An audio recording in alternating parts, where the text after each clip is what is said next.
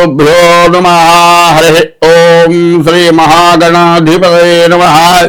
శ్రీ మహాసరస్వత్యై నమః. హరి ఓం.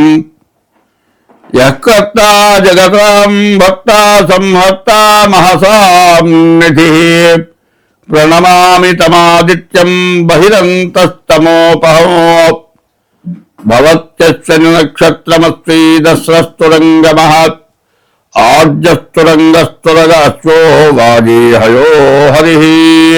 2025 సంవత్సరం ఫిబ్రవరి నెల 12వ రాశి మీనరాశి ఫలితాలు చెప్పుకున్నాం. ఈ మీనరాశిలో శుక్రుడు, వృషభంలో గురువు, ఈ ఇద్దరే బాగున్నారు. మిగతా గ్రహాలు ఏమీ బాగాలేవు. అందువల్ల ఈ రాశికి ఇంకో సమస్య ఉంది. ఈ మీనరాశికి మార్చి 30 దాకా ద్వాదశంలో శని ఉన్నాడు. ఏళ్ళనాడు శని మొదటి భాగం అయిపోతుంది. 2 సంవత్సరాల 6 మాసాలు అయిపోతుంది.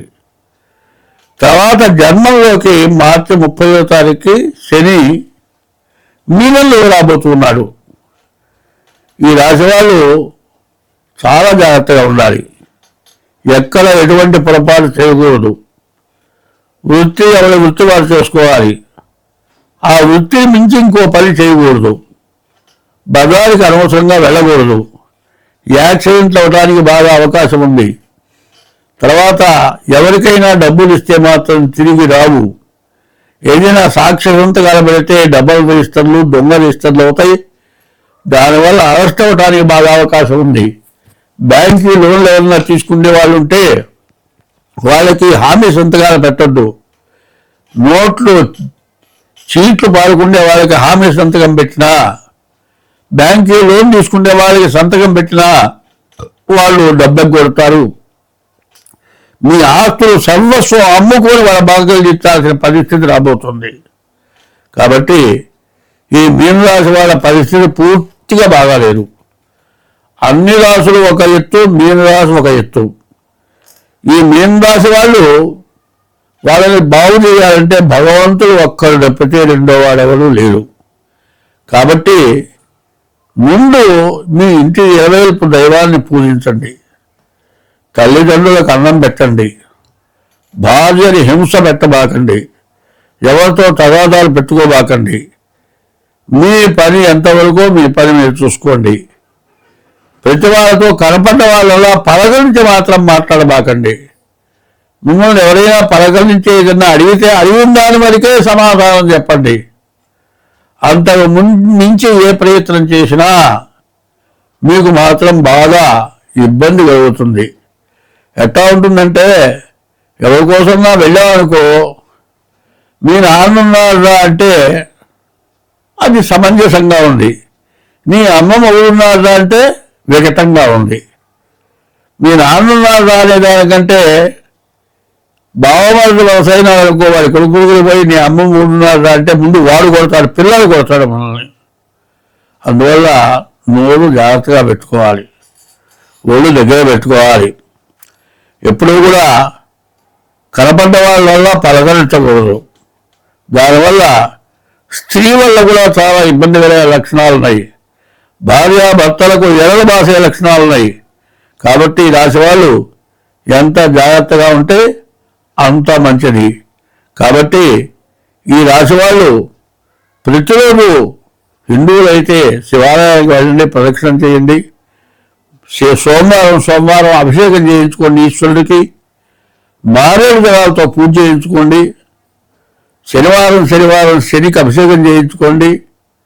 నల్ల నువ్వులతోటి, నల్ల గుడ్డ, నువ్వుల నూనెతో అభిషేకం చేయించుకోండి, పూజ చేయించుకోండి. మరి నవగ్రహాల గుళ్ళోకి వెళ్ళి బయటికి వచ్చిన తర్వాత పొరపాటున కూడా కాళ్ళు కడుక్కోవద్దు. అట్లా కాళ్ళు కడుక్కున్నట్లయితే మీరు చేసిన పూజా ఫలం కంటే చెడు ఫలం ఎక్కువ వస్తుంది. బయటికి బొంగానే ఇబ్బంది పడతారని మాత్రం గుర్తుపెట్టుకోండి. గుళ్ళోకి వెళ్ళేటప్పుడే కాళ్ళు కడుక్కోవాలి. గుళ్ళో నుంచి బయటకు వచ్చేటప్పుడు కాళ్ళు కడుక్కోకూడదు. తర్వాత ఇంటికి వెళ్ళగానే కూడా కాళ్ళు కడుక్కోకూడదు.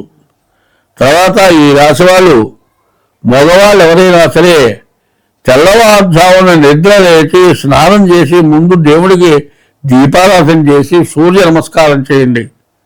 ఇది ప్రతిరోజు చేయాలి. ప్రతిరోజు కూడా నవగ్రహాలకు వెళ్ళి ప్రదక్షిణ చేయాలి. ఈ రాశివారు ప్రతి శనివారం ఈ శనికి అభిషేకం చేయించుకోవాలి. శనిత్రయోదశి రోజున శనికి కూడా అభిషేకం చేయించుకోవాలి. ఇట్లా ప్రవర్తిస్తే ఏలినాటి శని యొక్క బాధలు పూర్తిగా పోతాయి. కాబట్టి 2 సంవత్సరాలనే ఏలినాటి శని జరిగింది. ఇక ముందు 5 సంవత్సరాలు జరగబోతున్నది. ఇది ఎంత జాగ్రత్త పడితే, ఎంత మంచిగా ఉంటే, పెద్దవాళ్ళు చెప్పింది వింటే, తర్వాత మీ జాతకం చూపించుకొని ఎవరు పడితే వాళ్ళని దగ్గరగా జాతకం చూపించుకోవాల్సింది. పెద్దవాళ్ళు, అనుభవం గల వాళ్ళు, దైవ బలం గల వాళ్ళు, దైవ శక్తి సంపన్నులైన వాళ్ళ దగ్గర జాతకం చూపించుకోవాలి.